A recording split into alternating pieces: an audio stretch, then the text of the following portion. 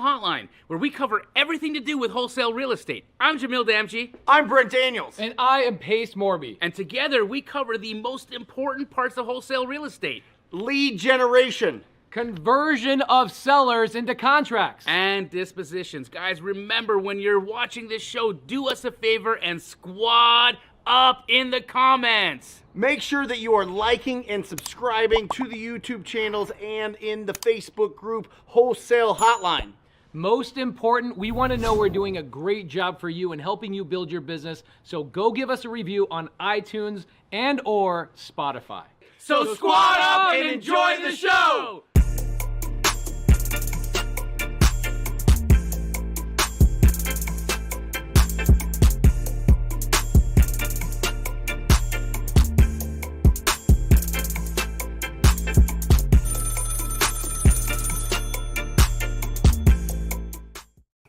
Welcome to Wholesale Hotline number 181.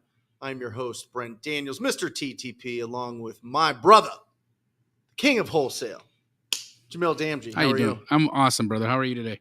I am awesome. I read, so I got a lot of training as a real estate agent coming up. And one thing that we were pounded over and over and over was attitude, approach, and expectations. Attitude, approach, and expectations. And what it really boils down to is, number one, mindset right off the bat, right? If we're going to go out there, we're going to be super proactive. We're going to go out there and solve problems of property owners out there. The attitude has to be spot on to go out there and really serve, right? The approach is, what model are you going to follow, right? Are you going to do it with marketing? Are you going to do it with prospecting? Are you going to do it with referrals? And then the expectations are based on your results. Are you tracking everything that you're doing on a daily basis? Are you really focusing on the income producing activities as opposed to just staying in kind of paralysis by analysis or trying to be perfect or really staying in an education mode? You really track what your results are, and that's what sets your expectations. What do you think? I mean, I think that there is nothing truer than looking at it from that perspective. To give you an example, I was on a call today with some of the Astro Blaster folks, and incredible people there. Nice blend of Astro flipping, Sub 2, and TTP in one new community of people that are using that technology. Yep. So it's nice to see the different approaches and hear people's perspectives. I had a gentleman. That's being proactive. That's reaching out to agents. Correct. That's not reaching out to property owners. Correct. Right. Direct to agent. Approach. And so the approach is important because one person who'd been in there and he'd been submitting offers, but wasn't getting any traction on the submissions he was making. And I was like, let's unpack what they look like. And so he's literally just emailing agents and saying, if you got a $200,000 listing, he's like, hi, my name is such and such on this property. I'll give you 150. And so, again, I respect the approach. It's action and he's trying, right? But I said, okay, well, let's look at this situation from the perspective of the real estate agent. Let's put yourself in the shoes of the agent. All of a sudden you get an email from somebody you don't know. You've never met this person. They've given you a random offer on a property that you have a listing agreement with a client. Yeah. That's substantially lower than the expectation you set with your client, right? Yeah. So now, let me ask you this. What do you think the likelihood of that person is going to be to go to their client and say, hey, I don't know who this person was. Never met him in my life. Got an offer. Yeah. $75,000 below list price. I think we should take it. Right. It's not going to happen. It's not going to happen. It's not going to have, even if they think it's a decent deal. It's not going to happen. There was no rapport. Well, and listen, just coming from a real estate agent side, if people don't reach out to you and you just get a blind offer, I always feel like it's fluff. It's just, okay, they're just fishing to see what the response is going to be, and then they're going to adjust their price once we get further down the road. But you need to communicate with those property. I mean, is that the way that that's set up, is so that you can have a conversation before you make the offer? Of course. And so you want to understand, like, I've talked about this before on Hotline and on videos we've done. stuff we've done together is always finding alignment, right? Mm-hmm. And that's the approach when you want an attitude, right? So if Mm-hmm. my attitude is alignment, what does that mean? That I'm going to be on your side. I'm going to align with you. Okay, approach. What's the approach? I'm going to approach it from the perspective of you. What if I'm you? Mm-hmm. How do I put my mind in your mind to see what do I want as the real estate agent? And then I'm going to execute Mm-hmm. based off of understanding those philosophies and those perspectives. And I'm telling you that if you can come into it from the point of view of the person you're working with, from the perspective and the attitude of alignment, then yes, this doesn't become a numbers game anymore. Okay, this doesn't become random acts of luck. This becomes intentional business development. And you can set expectations. Of course. I love it. I love it. Guys, welcome. This is a live show. I saw that comment on this is a live show. We're here for 3 reasons. Really, 1, to give you the instruction to be able to go out and implement this week so that you can go and find an incredible opportunity. 2, for you to squat up in the comments section. Make sure that you're posting where you're doing business, where you live, so that you can find like-minded people that will help you and squat up with you so that you don't have to do this alone. And 3, we're here to answer your questions. All right. So the third one doesn't happen unless there's questions in there. We will be starring them and answering them as we go on. The show is 90 minutes, and in about 10 minutes, the incredible Pace Morby will be jumping on and joining us remote. He's driving around. I don't know. He's in his truck somewhere. I getting think pulled over by the police. I saw he got a ticket. Poor guy. I don't know Pace to be a speeder. No. So I don't know how 7 that. miles over. Yeah. Was that it? Yeah. I didn't read it. Dang, dude, that was an officer who really just had nothing else to do today. Oh, well, middle of nowhere. Terrible. Yeah. But I think he might be in Salt Lake City. Maybe. Okay. I think that's what I noticed. So yes, we'll be joined by Pace in a few minutes here. Safe travels, brother. Drive carefully.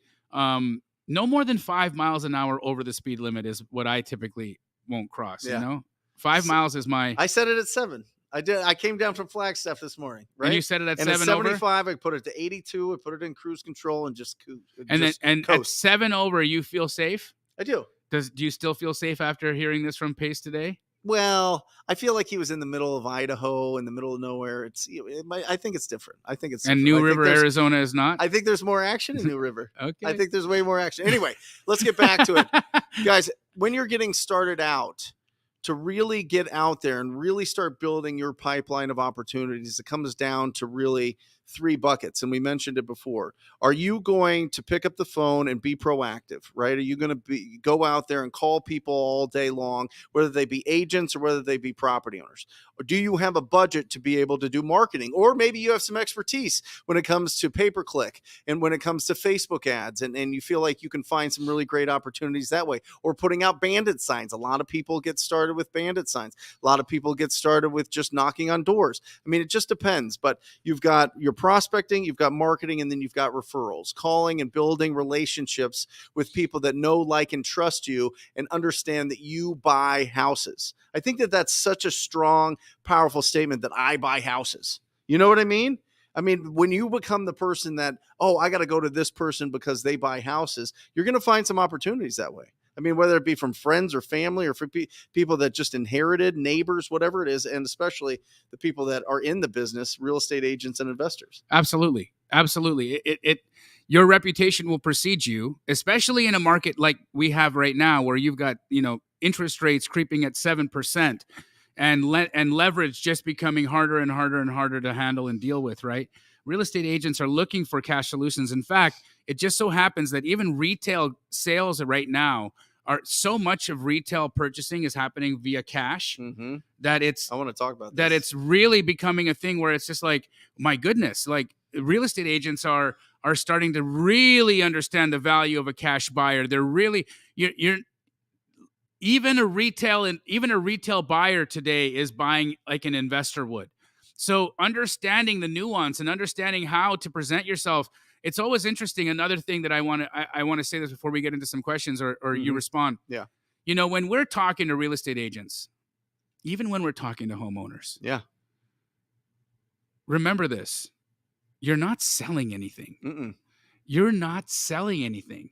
And so when we get on the phone call and we start with, "Hi, my name is Jamil Damji. How are you doing today?" What does it sound like I'm about to do?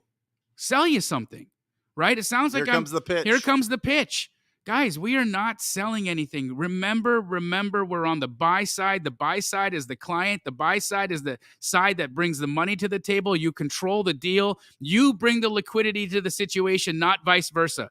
You are in control. You get to decide if you close. You get to decide if you wire. You get to decide if you sign. Why do you think it's the buyer who gets to decide if they want to cancel or not during the inspection period and not the seller? Why is the seller not given the same right? Because the buyer controls the deal. Okay, it's set up that way.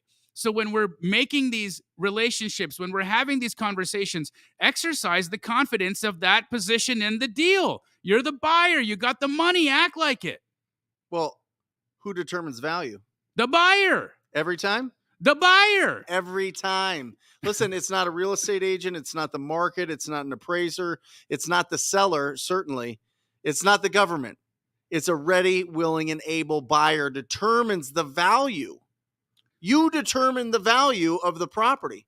It's absolutely incredible and powerful. And even in creative finance, this is an interesting thing, right? Because, you know, we look at it from, and again, I don't do a lot of creative deals, but I, of course, get to hear so many folks that do them. And I love listening to Pace talk about them.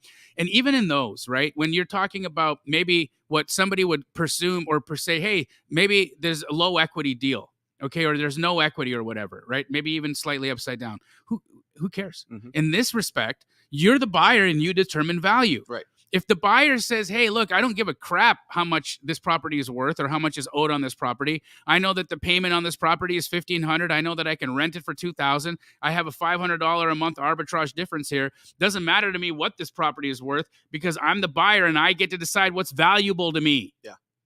And if you want to make a fortune, you either get a wholesale price or a wholesale terms. Right. That's the absolute truth. But the thing I want to harp on, and I talked about it last week, and I want to just shout it from the rooftops everywhere, is I really think we're in the next 3 years is going to be fantastic for wholesaling. And the reason it's going to be fantastic for wholesaling is because it's going to be bananas for flippers. Yeah. Who's going to never in U.S. history has there been 12 years where interest rates were 2, 3, 4%. That's a whole generation right there, right? From 2010 to 2022, we were 2, 3, 4%, right? Now it's 7%. They're not going to roll that back in the next 6 months. No. When they roll back, where does it even go to? 5. Right. When things go back to like, oh, that's a good rate, we're going to be at 5, 5.5. Yeah, like guys, 2, 3, 4% loans, those were artificial. They are not something that the market ever gives us unless we all have the flu, which is essentially the reason why we had 2 and 3 and 4% rates. They were trying to prop the economy up because we had a global pandemic. That's what caused 2, 3, 4% rates. Well, and the economic collapse of 08. Well, yeah, but again, that quantitative easing was starting to stop. Yeah.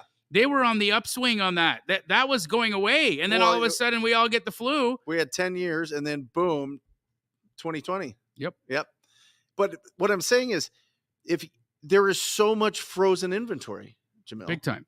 Because who wants to give up that 2, 3, 4% interest rate? No. So now you've got people that are going to be, unless they're in financial distress or there's something going on where they can't afford it. This is what's going to hit the market, right?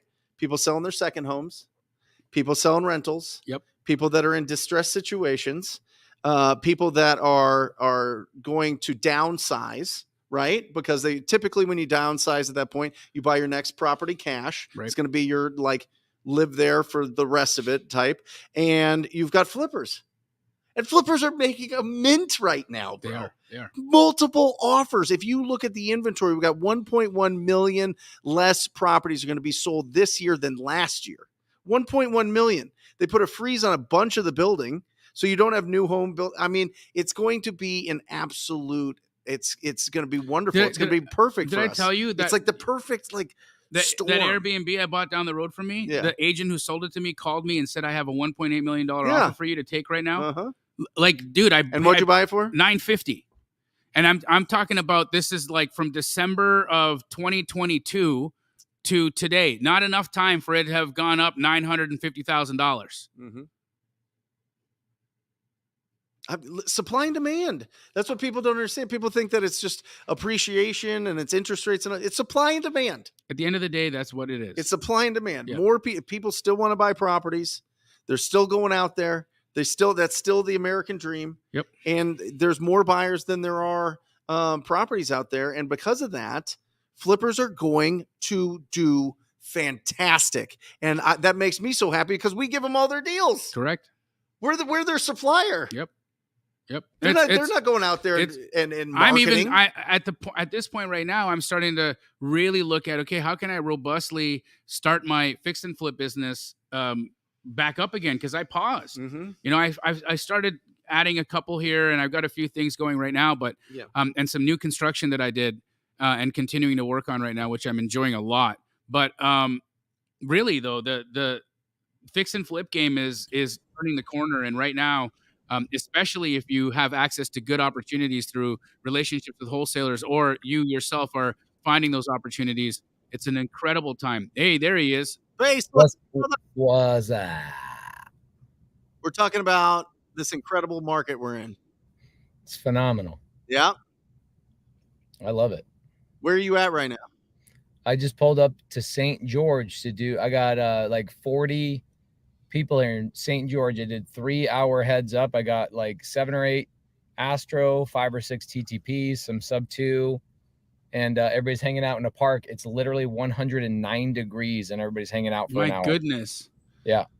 My goodness. 109 degrees in Utah? That's a heat wave, bro. Yeah, it's pretty bad. It's in St. George. So it's a little warmer here than normal, but I should have looked at the temperature before I decided to do an outside meetup. Well, there's not flashing lights behind you, is there? Oh, do you see me get pulled over today? That was about 700 miles ago. I've done 700 push-ups since then. Oh my gosh, my life. Wow. Good to see you guys. What are you guys talking about? Fix and flips or wholesale? We're talking about both. We're talking about how there's so much frozen inventory that fix and flippers are making a fortune right now, and will continue to as long as this interest rates. Never in history have we had 12 years where interest rates are 2%, 3%, 4%. People are locked in. Well, they said anywhere between 70 to 85% of current mortgages right now are in that range, right? Which again, it's gonna say any seller, unless they're in financial distress, which is great for creative.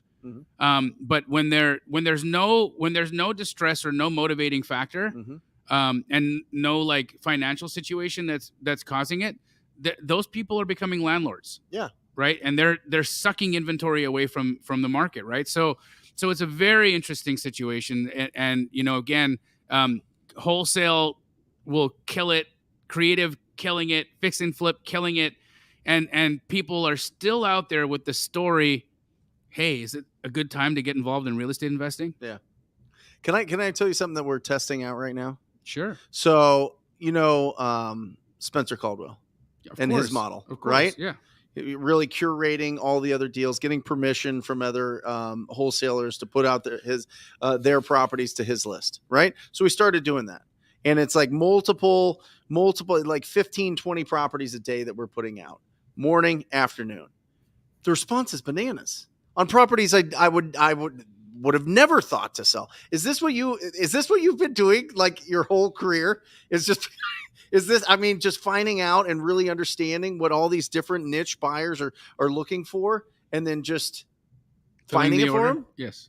It's incredible. It's amazing. Yeah. Why do you think our volumes are what they are? Right. Yeah. No, I understand that, but is there something about, because you talk about picking up the phone, calling the buyers with your dispo team, right? Correct. And really just bringing those deals to them, not getting greedy with it, just getting them sold, getting them through. Is there a reason why you do that as opposed to just putting it on a master list like Spencer does every day and just see what happens and then start reacting? Yeah, well, I think that just the difference is when you don't control it. For instance, like Spencer doesn't control the house, right? He'll get the house from us or another wholesaler somewhere, right? So when you don't have control of the deals, time is of the essence, right? You've got an option. You have the right to market it, but you know, other people are marketing it as well. Sure. And so what I don't why we get so proactive and why we go through the curation process and hand deliver deals to buyers is because they're doing what Pace is doing right now. They're in the world, Yeah. right? Pace is when Pace is contracting, you think at the time, if when he's fix and flipping and involved in the contracting himself way back in the day. Yeah. How much time did Pace have to get into his phone's email list and start looking at deals when it's just flooded with so much nonsense? Yeah. Right. There's just so many things to look at, and then comping everything and checking everything. And no, what he would do is Pace made a relationship with me. Right. He made a relationship with Spencer. He Yeah. made a relationship with other people and said, okay, bring me opportunities. I want to see them. He made Ryan LaRue, the dude that brought him the deal that him and I were fighting over. Mm-hmm. That deal, same situation, hand curated, brought right to Pace, also me, but hand curated and delivered so that the deal could get done because nobody's going in their phones and looking. Mm-hmm. That's the reason why. Mm. That's it. It's because I it's feel like- laziness. I feel like that's one of the most non-understood. I don't even think it's misunderstood because I don't think it's communicated enough. And what I mean by that is the people who are buying the deals, the fix and flippers and the buy and holders, they have their hands so full with managing contractors. If I asked how many people have been screwed over by a contractor, 100% of people raise their hand. Okay. Yeah. So when you're fixing and flipping and you're buying and holding, people think that it's a real estate job. And I guess it is, but really what it is a babysitting job of another human adult called a contractor. You are babysitting and you are tracking down parts and dealing with permits, dealing with the city and regulations and people not showing up, people taking money from you, somebody screwing up, somebody, whatever. They don't have the time to even be lazy. Mm-hmm. Right? Like they literally don't even if they wanted to be lazy, they're like, dude, I'm getting home at 10 o'clock at night. Every fix and flipper I know and every buy and holder I know that is even remotely aggressive is so overwhelmed that they are just like, I need somebody to hand pick and curate my deals like a Keegley does. Yeah. Right. Yeah. And so for me, I don't look at email. Guys, I'm going to tell you right now, I don't look at email blasts. People are like, oh, I'll just blast that out to my list. Guys, my personality, I'm an aggressive person. If I got to look at my email to go to find a deal, it ain't happening. When I buy a deal from Keegley, it's because Ronald has texted me and then called me. He interrupts my day because he understands his client. Okay. So Ronald is one of Jamil's disposition guys and he understands me. And if he understands me, it means he understands 99% of their other clientele, which is they're busy. They're not going to stop and look at our email blast because that's not really the way the deals get done. The way deals get done is you text them and then you call them and you say, I know this is a perfect deal for you. And you feel like the person selling the deal to you knows you. They know your family. Even Ronald, I know I'm a social media guy, but before I was like a big social media guy, people at Keegley followed me on social media and were like, hey, that flip that you did last month on blah, blah, blah, we've got another one. And I know you'd love to pick the same color shutters to make this thing pop just like you made that thing pop. Like that's how curated a Keegley disposition manager is with their sellers, or I'm sorry, with their buyers like me, because they understand the opportunity. So especially right now, like Brent, you were talking about inventory being frozen. Mm-hmm. The people who understand how to curate deals and find deals, it is, you're just raking in cash. It is the greatest opportunity for wholesalers and people that are aggregating deals. And Jamil, I imagine your guys' numbers are up across the board the last couple of months. Is that correct? Yeah, it's been real. Actually, it's been I was like, what's happening? Because 2 weeks ago we had a $600,000 week, Mm-hmm. which is a little insane, Right. Like Yeah. when we have $1 million month, Yeah. I'm like, things are good. Yeah. Right. When you have a $600,000 week, then it's like, what is happening? Right. And so I was like, I went to dive in. I'm like, let me understand what's going on here. Why, not that I have any against it. I love that we made so much money, but Yeah. what's happening? Are we, is there something going on in the market I need to know? And then I was getting an understanding from the dispo people, like, bro, it is crazy. It's insane. Our volume right now of people wanting to have us send them opportunities, and then when we text them, they respond, and then when we call, they answer, because that's a big metric, That's right? the indicator. When you text, they respond. When you call, they answer. Yep. It's not how many texts, it's not how many dials, it's how many responses and actual conversations and replies I got that we want to track. Mhm. We have never had such high connection rates as we are having right now, which is leading to the volume and leading to the business. And so it's, everything Pace just said, absolutely true. Everything that you're saying, absolutely true. This is probably one of the most incredible, phenomenal times for wholesalers, creative finance investors, fix and flippers, buy and hold investors, anybody who's playing in the real estate space right now. If you understand the model that you're working in, whatever that model is, because there's 1,000 ways to skin the cat. Mhm. If you can figure out your model, you are going to do well. Massive imperfect action. That's who wins. It doesn't matter if you want to go and build a portfolio, if you want to go and do creative deals, if you want to go and flip, if you want to go and wholesale. It's whoever's going to take the most massive imperfect action. Yes. I'm telling you. I am telling you, the dumbest people make the most money. And I don't mean they have the lowest IQ. I mean, they just don't let anything stop them from taking action. They're not stuck in a book. They're not stuck listening to a podcast or watching YouTube all day. They're picking up the phone and having conversations, or at least texting somebody and starting a conversation, or at least going to a meetup, or at least going down that road of actually doing a deal. And that's who really makes the difference in this market. Well Massive, said, bro. imperfect action, attitude, approach, expectation. Let's go. We're Yeah, only 26 minutes into the show. This is going bananas. I've been reading up a lot and listening to a lot of podcasts about artificial intelligence and what are things going to look like in the next 5 to 10 years. And it's interesting to think about, like, forget about everything else, but think about just housing. How will the requirement of housing change? Right? We're going to go to smaller houses. People are going to be like living in these, we're going to be like Japan. It's going to be like little teeny houses so people can afford. I mean, you already see it all over. I'm driving all over the Western United States. You see all these small, tiny home developments. San Antonio has this new development that the average home, single family home, is 900 square feet. Single family home is 900 square feet, and they're new home developments, right? So they're figuring out how to make smaller homes so that people can afford these things, because real estate's continuing to go up.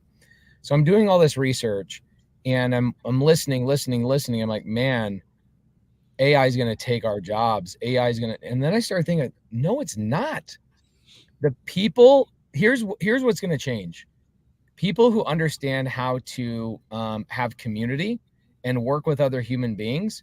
Human beings have always needed other human beings to get business done. Okay, you always need business. You always need human beings to get business done. Real estate is a human business, right? And so AI implemented properly is going to be bananas for wholesale and for fixing and flipping and for all of those things. But at the end of the day, these houses still have to physically be touched by another human being.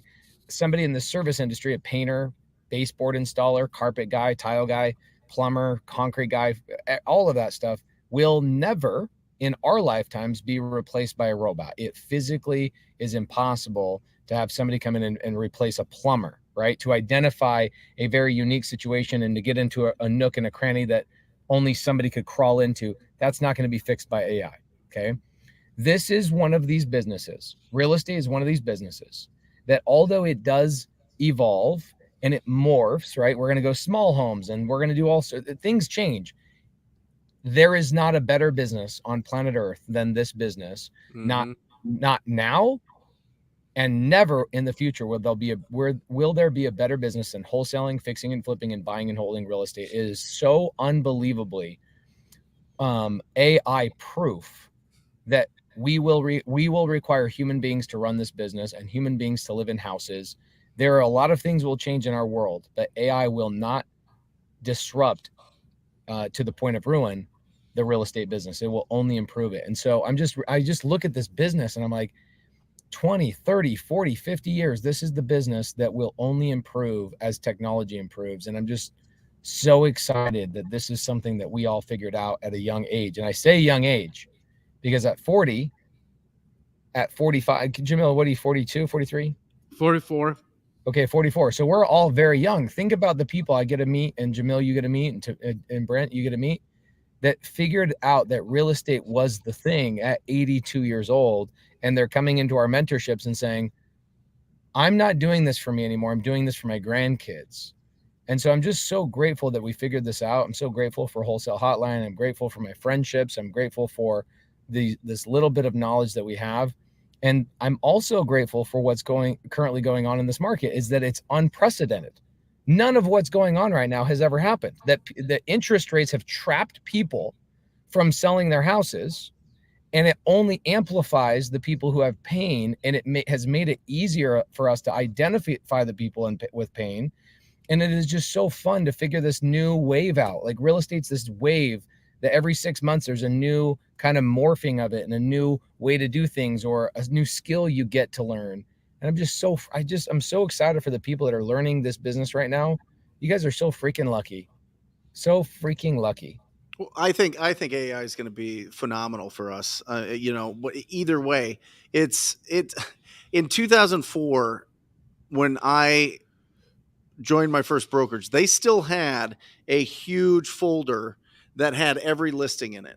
And I remember the old school agents hated the new MLS on the internet, and they hated all this other They stuff. wanted the binder. They would only use the binder, right? They would only use the binder. Can you believe that? And then you see what the MLS has done and what websites have done and the internets and the World Wide Web has done for our business. It's only good stuff. You know what I mean? If we're going humans out have always there, been forced to adapt. that's it. Right? Like when we went from when we went into the Industrial Revolution, for instance, right? And we started the assembly line. Mm-hmm. I mean, guys, we're just seeing another shift like that. Well, industrial age. Yep. Then we went to the information age. Now we're social age. Yep. And you guys have done, I mean, I have learned, I love you guys so much. Pace and Jamil, you guys have taught me so much about community and about building a real tribe and about really pouring more in than anybody else. And I think, as you see, you can get everything that you and I and Pace do online for free. Everything. All the knowledge, all of the you could piece it together. You can listen to it. You can get every contract, and you can get you can overcome any objection. You can do all these things and find out all the knowledge base. But what you're missing is the real main ingredient, and that's people doing amazing things around you. Yeah. It's the cheerleading. It's the support. It's not being on an island by yourself. It's people pushing each other and keeping each other accountable and really just growing and evolving and changing like as a community. And that's the age that we're in. We're in the social age without a doubt. And you guys opened up my eyes to that big time. I was doing one support call. I would do 2 support calls on the phone a month. Now we do 40 hours a week of support calls because of you guys, and everybody's better for it. So your vibe attracts your tribe for sure. And so anybody that's interested in getting into real estate, don't do it alone. Just don't. It's so much more fun doing it with friends. So much more fun. Absolutely. And I mean, look, again, I learned from Pace, right? I was watching him go and really do something that I looked at and I was like, wow, I love this. I love the ability to look. Being known is cool. Yeah. Being loved because you've created a community and people's entire worlds are changing.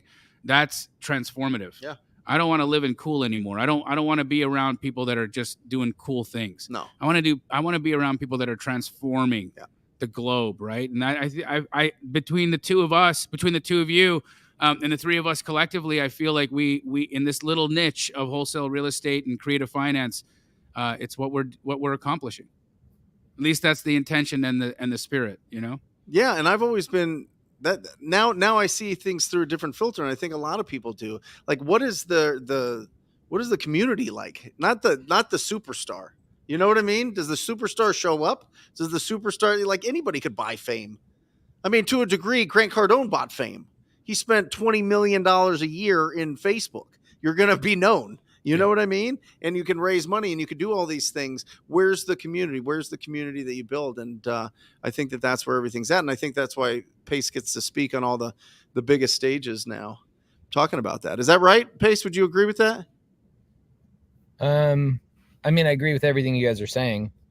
I think one of the reasons why I get to speak on really big stages and I'm now turning down a lot of opportunities is definitely because of community, big part of it. I was talking to Jerry. I was on his back patio last night. I went up to Kalispell to pick up my truck and trailer, which is why I'm driving back home. And Jerry says, in all my years of doing this, I've never met somebody so good at connecting with every single person they meet and networking with people. And then Jerry, if you guys know his story, he had a guy that took advantage of him back like 15 years ago. And so Jerry kind of just shelled up. And it wasn't until Jamil and I were really pulling Jerry out of his shell the last like 4 or 5 years that Jerry came back on the scene. Instead of just going, I'm the YouTube guy, he's now out front and center. And the reason he said he did that is because he had these two friends, Jamil and Pace, were giving to him abundantly. And for the first year, this was so funny to talk to Jerry. He was like, this isn't normal. This is not the recipe that I have ever seen in my life. And he was suspect of us. And it wasn't until year 2 and year 3 and year 4, he's just like, dude, these guys keep on giving. Like, I'm sitting on his back patio. Let me connect you with this guy, and this guy. You need this person to help you with your software product. And he's like, how do you know these people? And I tell him, and he goes, I just think you're one of the best connectors on planet Earth. And I was like, thank you, dude. I appreciate that. So I get asked to speak on a lot of stages. I think because we abundantly give, and like what Jamil is saying, we don't want to be the cool guys anymore. We want to be part of things where people are transforming the world, and connect with those people, and then share all of our resources as quickly and rapidly as we possibly can. In fact, sharing your resources as fast as possible is a great filtering device. And Jamil and I have had to carve people out of our lives the last couple of years that did not get through that filtering device. And the filtering device is giving and connecting and giving and connecting. And, 80% of the people get through one filter, and then 50% of the people get through the next filter. And then before long, you're connected to the highest level people on planet Earth. And guess what they are? Super helpful and generous, and they're sharing resources, and they're living abundantly. And next thing you know, you're being connected and put on stages that you're just like, wait, how am I on this stage?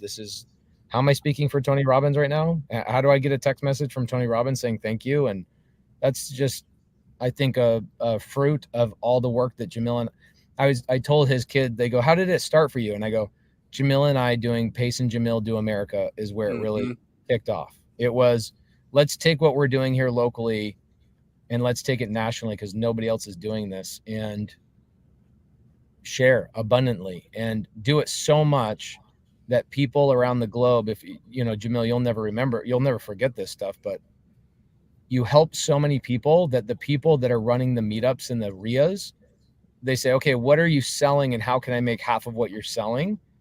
And we go, we're not selling anything.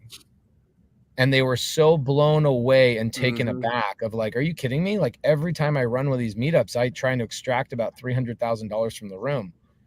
And we're like, no, dude, we paid to be here. We're grateful to be here. And so you do that long enough and genuine enough and true to yourself long enough that people notice and they go, wow, this is actually the way business is supposed to be done.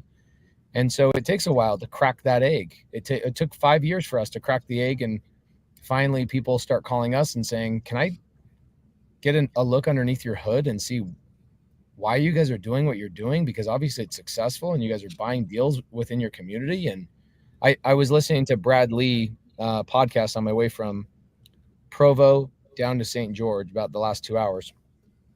And there's a girl on there named Kinsey. She just invested in the Sub 2 fund, and she brought up my name on Brad Lee's podcast.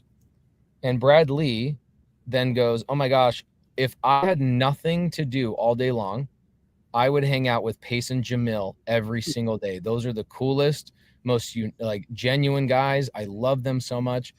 Dude, you don't get that way by not just sharing resources and being abundant all the time, so long and so consistently that people are like, they're taken back by your generosity. So that's really it. And Jamil and I together is like yin and yang. It's like fireworks and a match, and it's been a blast. So anyway, speaking of community, sorry for me going on long. I've got TTP, I've got Astro, and I've got Sub 2 and Gators here in this park. 109 degrees. I'm gonna go say hi to them, give them hugs. Awesome. I just want to say I love you guys. I'm so grateful for both of you guys in my life, and I'm so grateful for you two. Our collective communities are leading this entire industry, and we are creating industry leaders. We're not creating followers, we're not creating an audience. We are creating leaders in this industry, and I'm just so proud of my brothers, and I'm so grateful that I get to do it with such amazing human beings. I love both of you guys. Thank you so much for all you do. Love you too, bro. And Go get them. Go get them. Yeah, enjoy the meetup. Tell everybody that we love them, and we love you, brother. Go enjoy the heat. Love you, brother. See you guys. See you, bro. See ya. You know what I think people should do? Hmm. I think that on your phone, you could start a local podcast, right? You want to meet all the movers and shakers. You want to meet the top people in doing whatever, whether it be flipping, whether it be buy and hold, whether it be wholesaling in your community. Invite them on the Phoenix Real Estate Investor Podcast or whatever, right? Right. But Brent, I don't have money to put on a podcast. I don't have professional microphones. So you want to know something? It's interesting. When we were at the Montana meetup, Yeah. I did a talk. Mhm. My talk was 10 ways to make $250,000 this year with your title company. Love it. Okay. For example, I'm going to give one of those right here. Yeah. Your title company absolutely wants to market. Mhm. They need to market. Yep. They want to market, and they want to be able to help them put themselves out in front of more eyeballs, in front of more investors to do more business so that they can grow. Now, they have budgets to allow them and to help them do that. One of the ways that you can leverage a title company and do business with them is to say, listen, I would love to create a local show where I interviewed some of the top investors in Arizona or in Florida or wherever you are, and bring them to have this conversation so we can meet them. Yep. But B, to try to bring them into your title company to do some business with them. But either way, if you've got them and you've got your big Fidelity logo here or whatever title company you are, you're now a part of that conversation. Mhm. And guess what the title company will do? Cover the expenses for that. They'll sponsor it. Oh, they will sponsor it, yeah. and they'll write a check. They'll introduce you. A great check. Yep. And so I don't know if you guys have noticed, but every other Thursday at 5:00, I do a podcast called Title Talk. Mm-hmm. Why? Why would you do that, Jamil? You've got so many other things to do. Why would you do that? To make more connections. That's it. To create more opportunities, to scratch my title company's back so they scratch my back more and more and more, because every time I do something like this, it compounds into more and greater business, and when I can help my title company grow, they help me grow. And it's incredible that I get sponsored or potentially paid to do it. Mhm. Wow. Are you telling me this is real life? Yes, it is. Not only that, but a really good escrow officer, Jamil. They'll save so many deals. Big time. Save so many deals. Dina, our escrow officer, she is gangster. She has got she goes like above and beyond. Like, she's one of those, the escrow the real officers that ones start at like 6:30 a.m. and go they're till texting you at 10 o'clock Yes. at night from their personal cell phone. Yeah, Yes. that's what we have at my title company. Mhm. And you have the same thing too. Yep. I mean, look, this, and when I have a legal dispute, you know what I don't have to do? Mhm. Pay lawyers. Mhm. Guess what I get to do? I get to call my title company and I say, hey, put me in touch with legal. Yep. Why? I got this problem. No problem. Yep. Now, instead of me having to wire in $5,000 to get a response from an attorney to get a question answered, I get to call one of the top attorneys in real estate investing in the entire country and get to speak to him for free. Guys, That'd be a good person to interview on a podcast. you don't say. Can you imagine asking every real estate question to the top attorney? I mean, you just listen. If you have a podcast, it's a cheat code. You can interview anybody. People want to be on there. They'll share hours, probably hundreds of thousands, if not millions of dollars worth of true value by you just starting a podcast, a local podcast. I think it's so powerful. I think more people should do it, not as a distraction, but as a marketing tool. 1000%. As a way to really build up your network and really just find some great opportunities. You should consider it an investment of your time and resources. And one, it's going to make you a far better communicator. Because you're going to actually learn how to listen, because you can't just talk over everybody. And two, you're going to meet the most incredible people in your marketplace that'll share their story, share what they do, share how they find deals. I love you on podcasts. You're one of my favorite. But whenever we get, last week was on RJ Bates. Yeah. And we're like, how much does it cost you? How many deals? How many of those do you cancel? How many of those to go through? How do you, bro? Like everything, you could go back to last week's interview with RJ Bates and then that 10-minute section, you could get $1 million business plan. Big time. Right there. Big time. I grilled him on everything. Like every question that I think anybody would have in the back of their brain. Did you do this business enough? You'd understand. Prove it. And bro, he had every answer. Why? Mm-hmm. Because he's real. Because he didn't come on here with a bag of tricks. Yeah. He came in here and he showed us what was going on in his world. Yeah. Which is all we try to bring you guys when we do this. Well, Bobby does this with his the BMX guys. He gets everybody on there. Yeah. Right? He's also all these world famous. He's also a world famous BMXer. We don't give him any credit for that. But Bobby Cannode is one of the greats in BMX. He just he ended up, you don't really make a lot of money in BMX. Yeah. And so, Bobby had to, unfortunately, come work with me. Yeah. But good for you. Good for me, but BMX is still his whole life. He loves it, right? So, and he's one of the best riders in the world.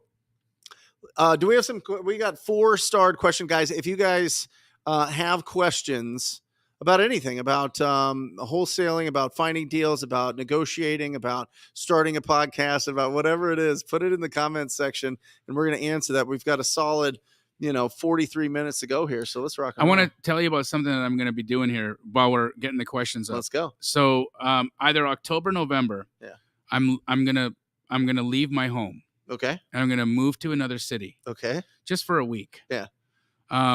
And I'm going to go to a new city, that new city, and I'm going to start with no contacts. I'm just going to have my cell phone. Yeah. But I'm going to have access to Facebook, and I'm going to have access to social media. Mm-hmm. But I'm going to start from scratch. And in that 7 days, I'm going to count how many deals I'm able to complete. Love it. And what I'm going to do is I'm going to partner with somebody in that town. And I'm going to either give them all of the proceeds that I make on all of those deals so that they can get their business started, or we will collectively donate all that money to fight homelessness. Awesome. And so if you guys would like to have me do that in your city, I'm trying to decide right now which town I want to go to. I'd love to hear from you as to what town I should do it in. So send me a DM and don't blow this chat up because we want this chat full of questions for Wholesale Hotline. Just send me a DM on IG and let me know if you want me to come to your town. Awesome. All right, let's get into this. Nicholas Allen, any tips on getting dead leads from wholesalers to convert to creative deals? What would entice a wholesaler to give me the leads? I love it. Well, first of all, listen, it's going to be a volume game, Nicholas. You're going to have to talk to a lot of people.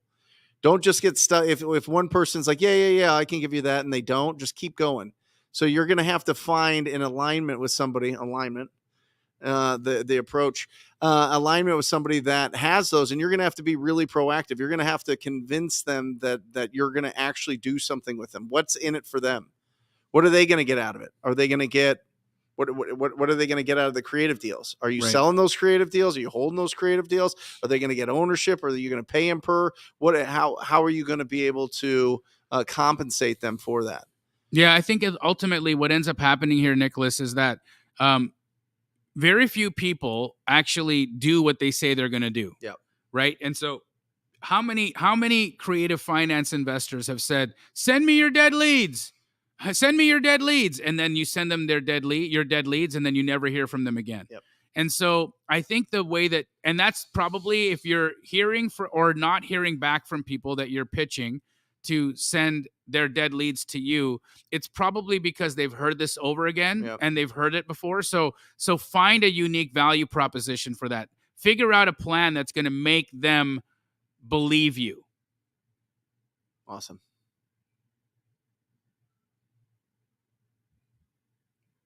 Orod, what would be the best way to start the conversation? What's the conversation?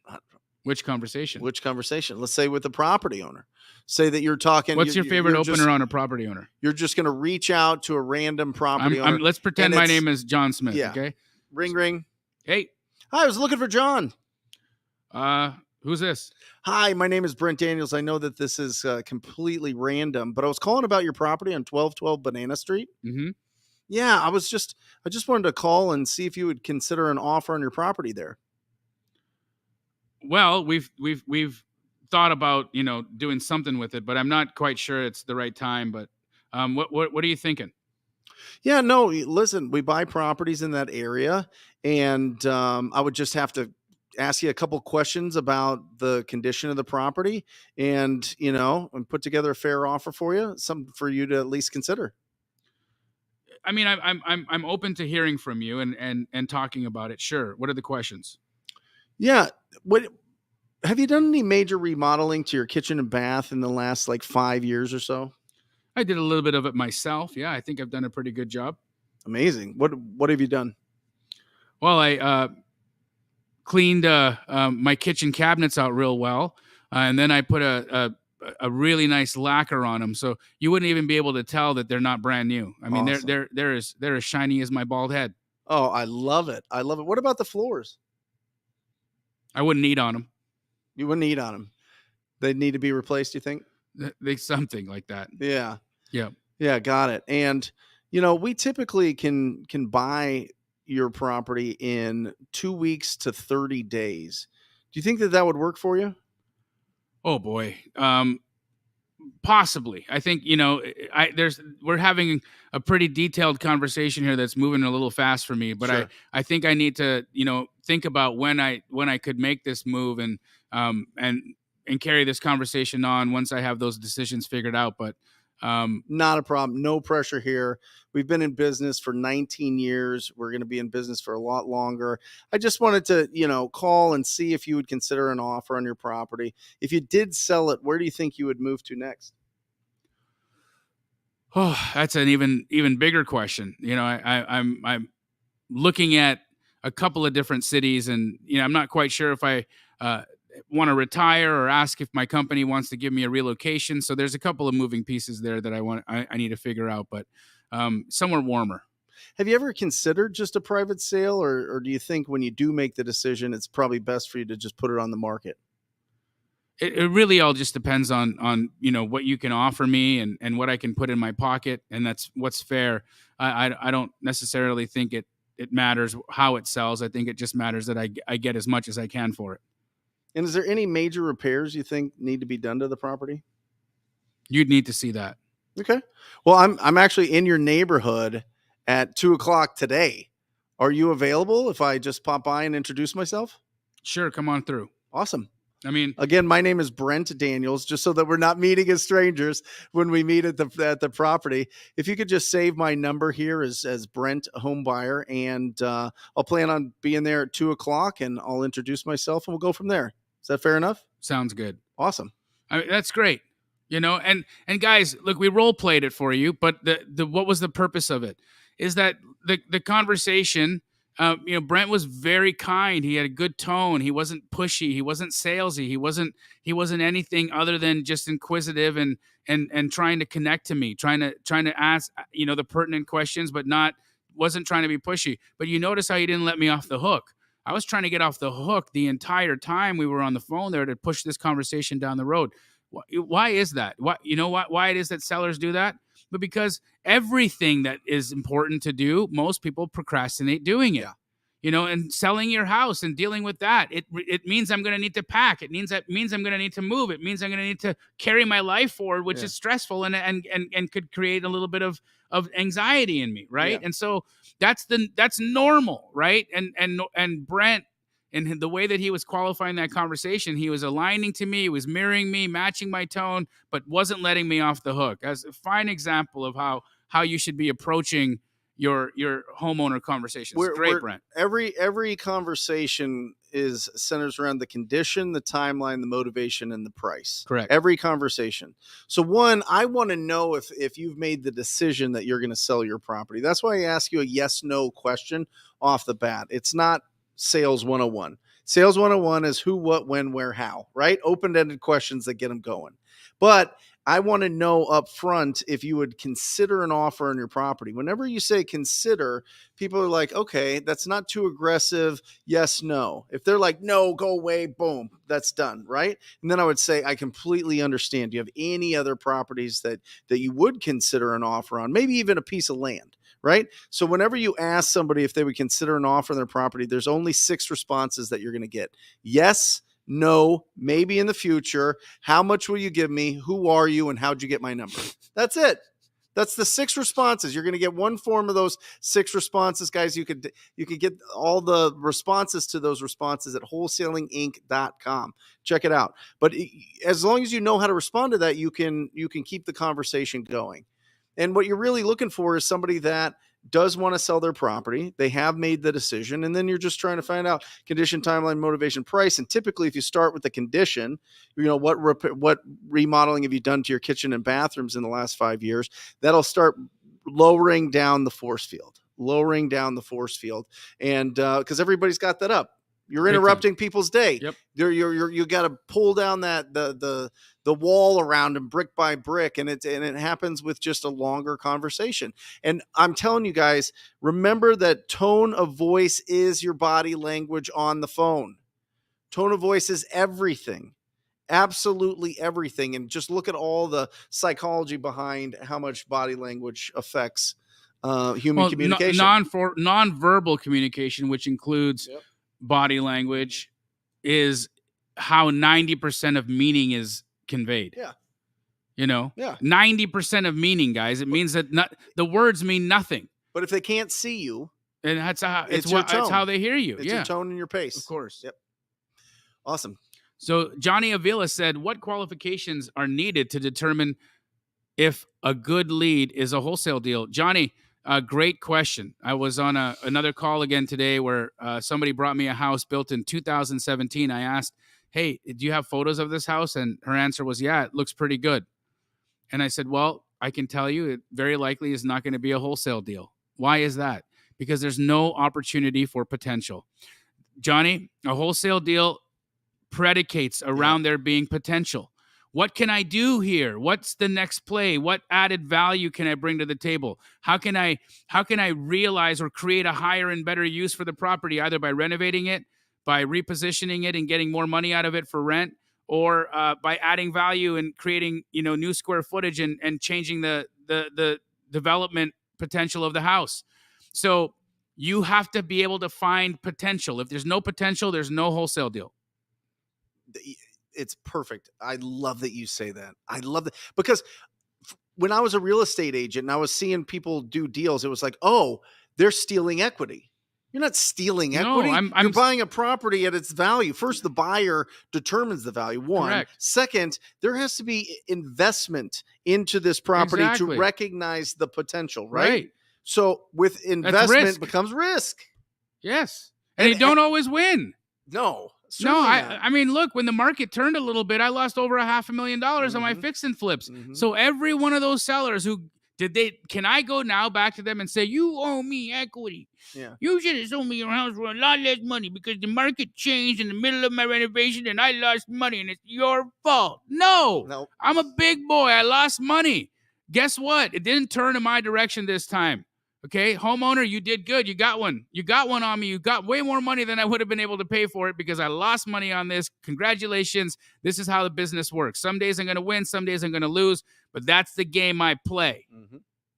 Yeah, you walk into a house that's had literally million cigarettes smoked inside of it, and it's not going to be worth as much as the property that's completely renovated. Of course There's not. potential.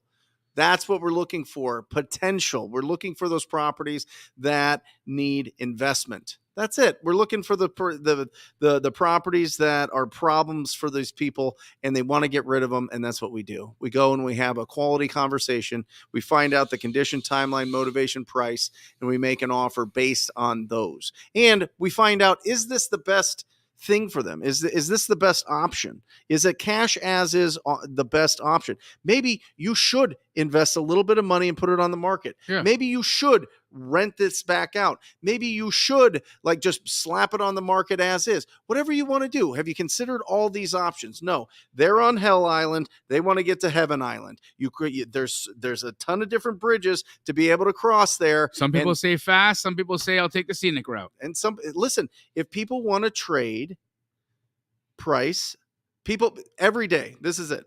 Every day, people out there, every second of every minute of every hour, people are trading price for speed and convenience. Guys, they are. Okay. Mm-hmm. In the chat, if you've ever traded in a car, oh, come on. Write WH. Yeah. In the chat. If you've ever traded in a car. Anything to a pawn shop. If you've ever sold anything at a garage sale. You know what I mean? Like, what are we talking about here? Right? That's the thing. I mean, look, every vehicle I've ever sold, I took the speed and convenience solution. Mm-hmm. I went to CarMax. I went to the dealership. I was like, here, I'm trading it in. Oh, well, for your trade-in. Yeah, I looked at Kelley Blue Book, said my trade-in should be about 60,000. Yeah, we got about 42. Yep. Oh, okay. Yeah. There you go. Kelley Blue Book says 60. You say 42. Why? And why am I taking it? Well, because you know that we're a business and we need to make money. Yeah, that sounds reasonable. Mm-hmm. That's the reason why businesses are formed. Speed and convenience. That's what it is, guys. If I wanted to sell the house on Craigslist or the car myself on Craigslist, I would. Mm-hmm. But I choose not to. I trade equity. I trade a little bit of what my potential upside could be just to get it done. It's not rocket science. It's what happens, right? I wanted to just point out, guys, we've got 550 live eyeballs here, near 170 of you watching from me, Brent, Pace, all split up all over the place, but not enough of you are hitting the like button. Please hit the like button. It's very helpful to Wholesale Hotline when you do this. It lets people who are the elves at YouTube know that there's people getting value from this. So it's the best way for you to exchange value with us is by hitting like. And remember, guys, this is available in podcast form. We put out new content every single day, 7 days a week, between myself, Jamil, Pace, and Jerry Norton, all on Wholesale Hotline. You can find it anywhere, iTunes, Spotify, wherever you listen to your podcast. Definitely check it out. And if you have 30 seconds, we would love a review. Oh. Love a review. Yeah. Because it just opens it up to more people. The more people that we can get listening to this message of going out and serving the real estate community that oftentimes people have just forgotten about, the more opportunities we're going to find, and the more deals you're gonna be able to do. So it's a win-win-win across the board. What's next, Matt? Fearless content. I have a deal at $15K. Seller assigned. ARV is about $135, $150. But due to missed tax payments, they owe $75K from interest on those payments. Is the deal dead, or can the city remove tax liens? Oh, the city's going to get paid. The city's going to get paid for sure. Can you negotiate those tax liens? It's not going to be very easy to do. Depending on the county. Mm-hmm. It's possible, but I would just assume that you won't. Okay, I would assume that you have to eat the $75K, and so that's going to take you to a total cost basis of $90. If you buy the deal at $90,000, and the ARV is $150, is there still a deal there? That's the question you need to ask. I don't necessarily know if the seller is entitled to $15,000 with $75,000 in tax payments due. Maybe you got to get the seller down a little bit more, or you got to go and try to negotiate with the county to see if you can get the taxes down. But again, here in Arizona, you send me an ARV of 150 and the cost is 90K, I'm a buyer. That's just an AZ though. Phoenix. Yeah, depends on the condition. The condition. But yes. Yep. Awesome. The Real Caleb asked, what is a typical time it takes to do a title search. I was told 2 to 3 weeks from my title company today, and now I wonder, do I need more than 30 days to close a wholesale? If not, if so, Caleb, find a new title company, my friend. A title search can get done in 2 to 3 days, typically on the long end, and in a few hours if they rush it. So you definitely are working with it. Here's what I think's happening. Your title company probably is very overwhelmed. They don't have enough people working there, and their timeline to get you a title report is going to be 2 to 3 weeks. That's not how long it takes to get the title report. So if you don't have a title company that you like in your local area, you can always reach out to titletalk@fnf.com. That's titletalk@fnf.com. Email Dina and see if she can introduce you to somebody in your area that can help you with a wholesale or creative deal. Awesome. Yeah. Did you guys pull title in that deal we were talking about? Yeah. With the 2 memorandums? So, You want to come here? Come here. Say hi to everybody. Come tell them what it was. Come here. Introduce yourself. Come on. Get close. There we go. What's up? Go ahead. Tell them. So Real close, right here. okay. Yep. So this deal that we got, we found out that the seller had previously tried to sell it to 2 big wholesaling companies, and both of them filed memorandums on it. One's a huge cash offer, and then the other one I'm not sure. I think it was just like a random little wholesaler too. Okay. Yeah. So it was weird because the seller that we went through didn't sign those memorandums. It was the seller who sold that seller the property. So we're a little bit confused on how our seller even has a title in his name if the memorandums are filed with someone else. Company say? Title, we work with Trana Bros, so we work with Magnus. They're trying to figure it out as well. So they're a little bit, even Joe's confused. He doesn't know what's going on. Yeah, great. Thank you, guys. Yeah, thank you so much Yeah, for that. Thank you guys. You guys are doing Wait, deals in tell 'em Arizona. who you are. Yeah, who are you? I'm Nate Longfellow. That is Nate_Longfellow on IG. I'm Cody Iverson _ on Instagram. Yeah. Awesome. Thanks, guys. Good to meet you guys. Keep Yeah. working hard. There you go. Nice to meet you both. So my understanding, if I can get this correct, they have a seller who signed a contract with them, but a seller before them had sold it to a couple of other people. Yeah. So the new seller is not who signed the purchase and sale agreement. It was the first seller. The new seller told us that the old seller went to jail or something, so the house got So they quit claimed it. Oh, it was a quit claim deed. Yeah, I'm sure it's a quit claim deed without title. Oh. Yeah. So you want my real opinion? Yeah, it's going to be very difficult to close that. Yeah, we talked about it. Because when you do a quit claim deed, very few title companies will insure that title because they don't understand how the title transferred and they can't get clarity on how the title transferred. And so the memorandums I'm less concerned with than I am the transfer of title. If you can get a title company to insure the title, memorandums, you can either reach out to the wholesalers that were in contract and see if they want to play ball and what they would want to get from the deal in order to walk away. Or if they inappropriately or incorrectly recorded the memorandum without a disclosure, which they need to do in Arizona, the title company will discharge the memorandum because it's an illegal memorandum. So that's a possibility. We need to find out, was the memorandum recorded correctly, legally, and justly? And if it was, then what does that wholesaler want? And if not, we can discharge. So one of them wants $20,000, but we're not 100% sure if their memorandum is even valid. Brent was telling me that in order for it to not expire, it has to be written up correctly, like realtors. It's exactly what I was just saying. So you don't know if it's valid or not, right? Have the attorney tell you. Yeah, the attorney will have to look at it. All right. What's next?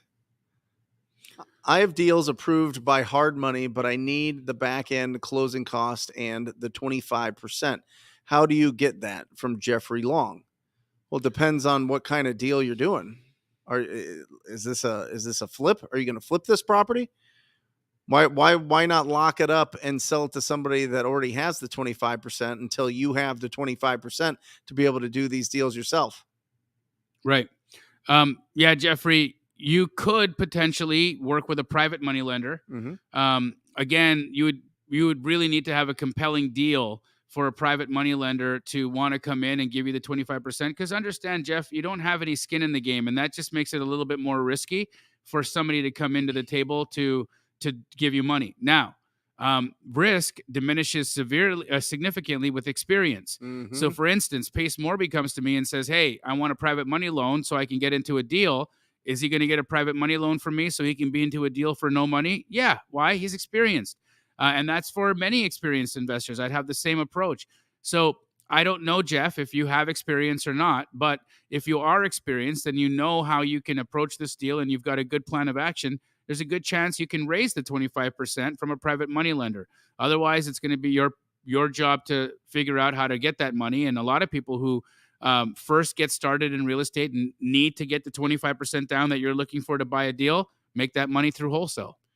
Jeffrey, imagine if you could show somebody that you're raising private funds from the last 10 discounted deals that you found and that you wholesaled. Even if you make 1,000, even if you make 5,000, even if you make 8,000, whatever it is, but that you show a track record that you can find discounted properties, that's way more powerful to raise funds, because one, you have the experience, and two, you know how to value these properties. Right. The issue that you run into with raising funds oftentimes is you don't know if it's deal or not a deal. Yeah, and more often if I'm in a private money position when I am approached, right? Mm-hmm. The reason why I'll say no is because they've approached me wanting to raise money for something that's not a deal. Yeah. And then that's when I question their experience. That's when I question whether or not they care about my money. Because an investor, when you give an investor money, the one thing they want you to care about is their money as much as they do, right? And so, what are you bringing to the table to make sure that I'm being protected? Love it. Awesome. Ooh, Joel asked, "How you doing, Joel? By the way, what's up, Joel? Jamil and Brent, what's your advice on marriage and relationships?" I'm going to start with you. Oh, thanks. Okay, so here's the thing. I don't know, Joel. I really don't. I've been married once before and engaged a second time, and then married my wife and found her. So it took me a while. It was a lot of prospecting. Yeah. You know what I mean? It was a lot of trial and error. I think that there's some fundamental parts to marriage that are really important. One being faith.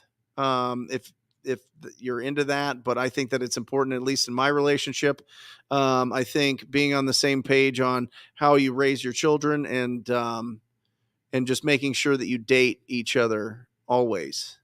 That's great. You know what I mean? So I think it's important to date your wife. This might not be the most eloquent relationship advice, but I think that there has to be time spent in the relationship itself, especially once there's a lot of other distractions. Children, certainly, and being an entrepreneur is like having another child. It truly is. I mean, it's always on your mind. You're always thinking about it and doing that. So what I always found was being able to turn completely off, being in the moment with my wife, having a bunch of fun, and just being us and finding that time. So that's my marriage. And then my relationship advice with everything else is don't be an asshole. You know what I mean? Yeah, that works. Like life is so short, and we have the ability to go out and either be positive or negative every single day. And it's a choice that you make.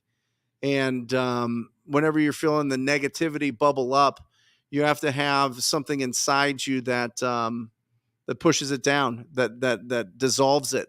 Because we don't have a tremendous amount of time. I mean, we think we do, but then you look up and you're 42 and 44 and you're like, holy cow. Yeah, what happened? Yeah, it's going fast. You know what I mean? And so I think being really present, I think not being an asshole, I think keep your ego in check, and try to give more than you take. Beautiful advice. And be really good in bed, like really, really good in bed. That's like super important. Just really, really be good. Really do whatever you can to Satisfy. That's what I was gonna say. That's what I was gonna say. That's what I was gonna say. So no. Yeah. My one piece of advice that I can give outside from everything that Brent just said, including his last one, is you have to love the person that you're with unconditionally as they are. I think too many of us get into relationships where we're hoping that people are going to change, or that they're going to do something different one day, or they're going to be somebody different one day, or that life is going to magically evolve the relationship into better finances, better friendships, and more fun in bed, or whatever it is.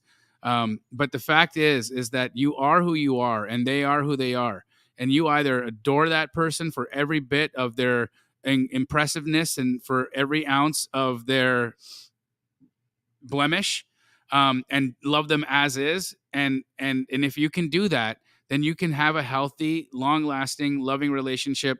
When you're both old and gross, and you're farting in bed, and she's farting in bed, and everything is just what it is, but you can still just really enjoy each other and really love each other. I think that's the most important thing that I found in my life, was total acceptance.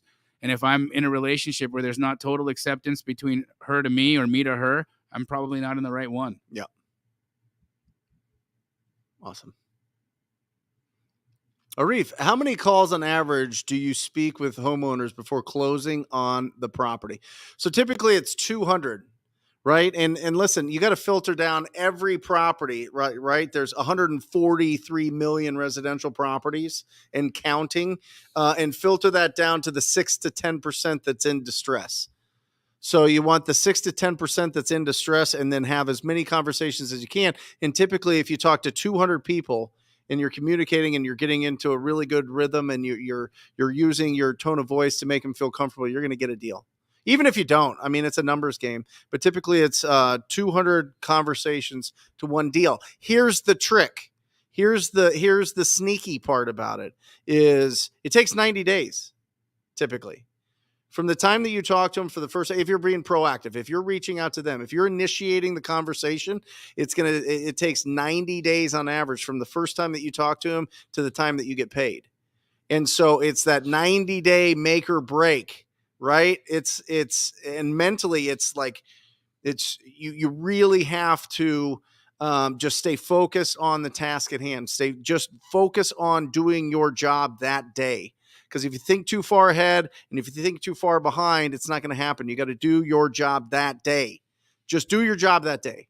Just talk to as many people as you can today, and then do it again tomorrow, and then the next day, and the next day, and the next day. But you got to be really strong. That's why community matters. That's why being around people that are going to support you matters, because there's going to be thoughts that creep into your head and hallucinations that creep into your head that's going to tell you, well, I don't want to do this. I want to find something else. I'm going to go Forex trade, or I'm going to do drop shipping, or I'm going to do whatever it is now. What do kids do these days? I don't know. Some other quick business that's up and running or whatever else. But I'm telling you, YouTube automation. Sure. Make funny sounds on TikTok. Sure. Or what do? They do like fake people now, whatever. Anyway, just do your job. And by the way, building your skill, it's going to be, it's not the easiest thing. Change is hard. But once you have that skill, it's something that nobody can take away from you. It doesn't matter if you get sick. It doesn't matter if you have something that happens in your life. It doesn't matter if for some reason you lose all your money. You have your skills, and really the skills is what builds you the fortune. And being a person that can be a millionaire, and being a person that can be a multimillionaire, that takes change, and that takes a lot of work and skill. And so just enjoy the journey. We call it progress, not perfection. Right? Just keep going. Just keep moving it forward. Beautiful. Same agents? Yeah, absolutely. Yeah. Again, nothing really different there. It's just a different conversation, but it's still going to require outbound prospecting. It's still going to require tremendous follow-up. It's still going to require the same fundamentals. And so, it's just a different avatar. That's all. AJ Lee said, "Peace, brother. Just started my LLC, looking into EIN and DUNS number, and looking to build business credit. What's your advice? Well, I mean, I work with a good company to help me. I think PCS has been a great company to help with business credit. I would absolutely highly recommend people look into business credit when they're first getting started, so you've got access to funds, but also be very mindful of where those funds are going. You know, I think that as soon as you get started in wholesale, what ends up happening is there's going to be every opportunity for you to spend your money that fast. Pay-per-click's going to pop up. This is going to pop up. That's going to pop up. This is going to pop up. That's going to pop up. And all of a sudden, you're going to be like, I have all the things and I have no deals. Mm-hmm. So AJ, I would say just be really careful with your business credit. Make sure that you're applying it to things that move the needle. I said this in my community the other day, is everything that you buy, because, you know, things, look, Privy, phenomenal, right? But ask yourself, what do I use it for? Mm-hmm. Right? And then give your use cases. Oh, my Privy, I'm using it to find on-market deals. I'm using it to comp properties, and I'm using it to identify buyers. Phenomenal. You have a use case for it. You know you use it. You need it. Okay, Astro Blaster, what do you use it for? I use it to do agent outreach, and I use it to automate my follow-ups. Phenomenal. It has a use case. What about this thing? I don't know what I use that for. Cancel it. Mm-hmm. What about this? Oh, I use this for skip trace. Great. Could there be a better option or a better solution that doesn't require you to spend this much money? I don't know. Investigate. Put it on the shelf, investigate, and find if there's a solution. What I mean is, it's really important that you see a use case for everything you spend money on that's immediately helping you. Otherwise, it's not necessary right now. What do you think? AJ, I made $250,000 in wholesaling with a 400 credit score. 400 credit score, and you didn't spend a dime. I didn't spend a dime. I didn't have an LLC set up. I didn't have an EIN. I didn't have business credit. I didn't have any. I couldn't even get a checking account for a while. I had to get like you send in $1,000 and we'll hold it here to make sure you don't overdraft to get a bank account. So that's I'm glad you have all that set up, but lead generation, bro. That's it. Yep.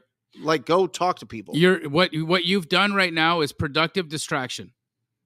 Yeah, creative avoidance. You need all these things. They're necessary, and at some point. But you know, I really think what's super important is really focusing, instead of like my brand, my business card, my website, my CRM, my LLC, my EIN, my DUNS, all the no. How many calls did I have today? Yeah. How many prospects did I put into my? And he's probably doing. You know, it's But these are the things. These are the things, right? AJ is focus on what's. And we're not even talking to you, AJ. At this point, we're talking to everybody. Yeah. So this isn't just on you, AJ. But yeah, I did my first $1 million without a CRM.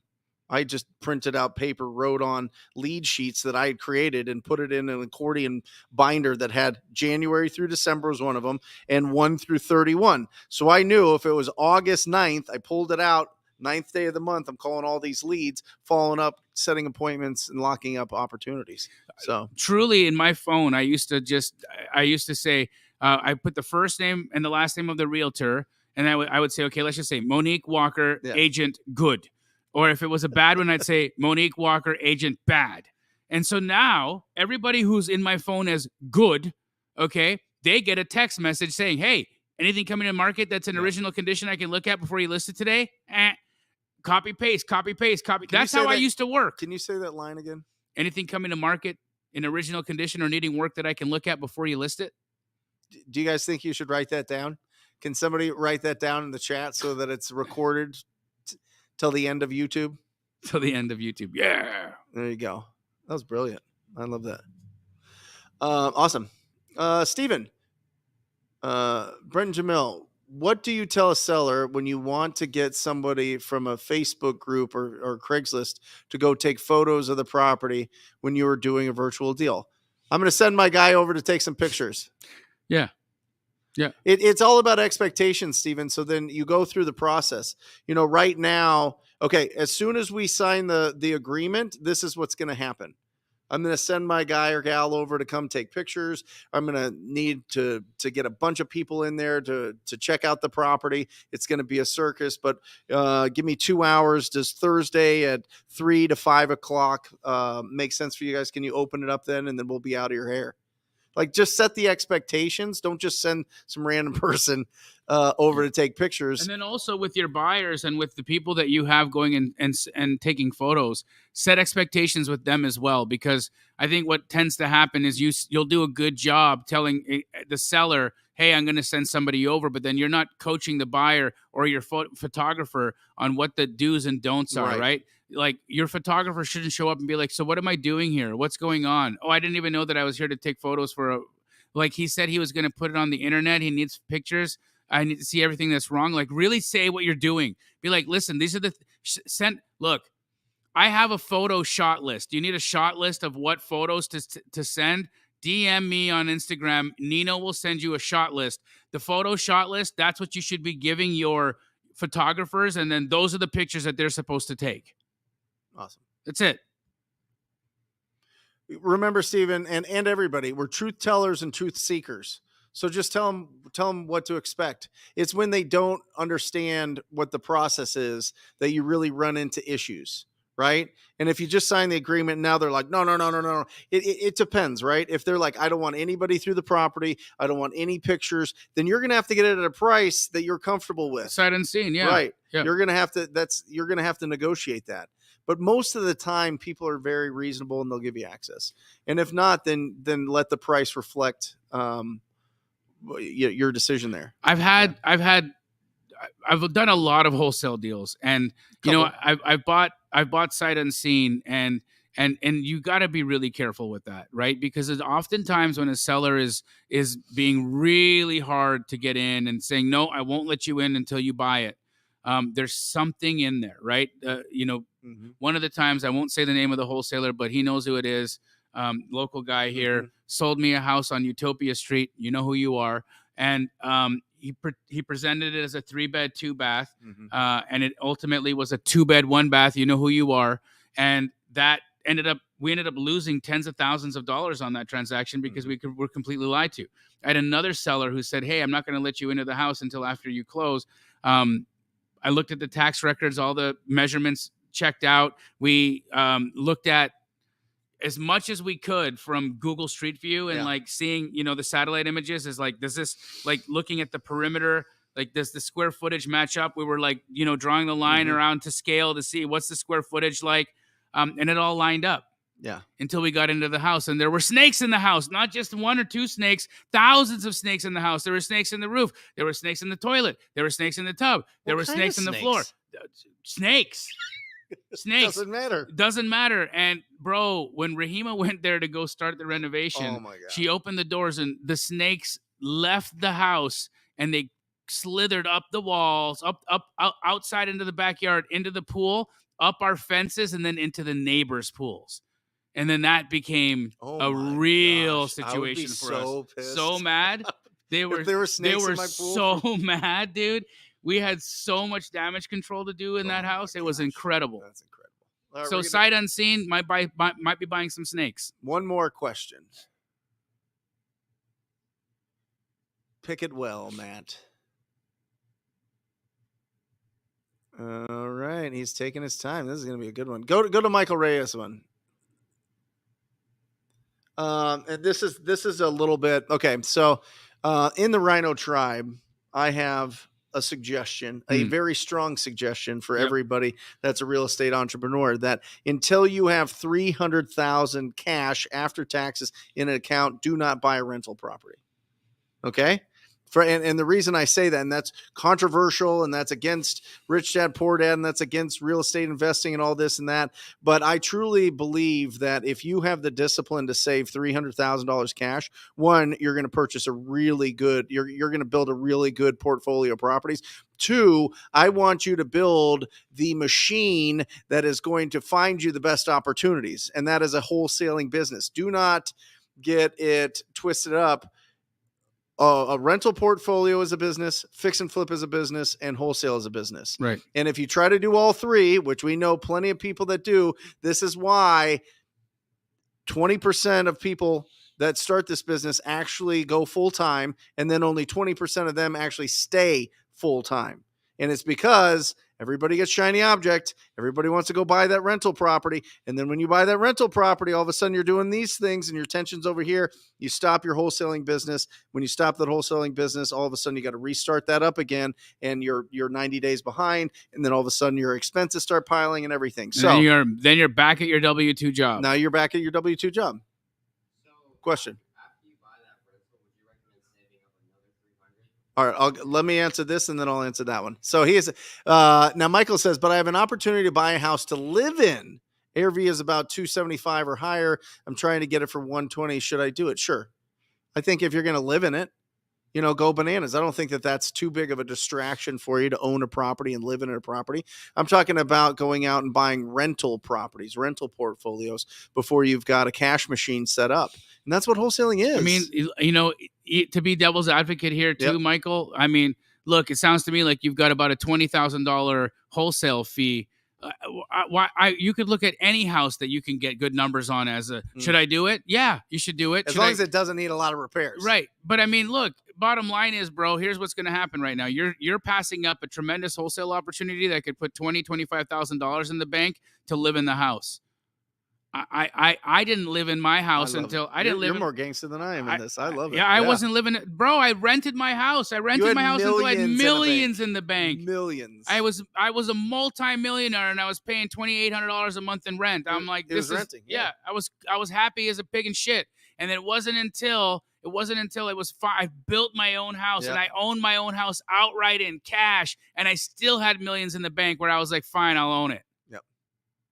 So the question was, after you have 300,000 in an account, and you could buy it cash, you could get leverage on it. It's up to you. It just depends. But what I would say is, I would not build a rental portfolio until you're almost all the way out of your wholesaling business, where you're working more on it, not in it. You've replaced yourself. You fired yourself from certain roles.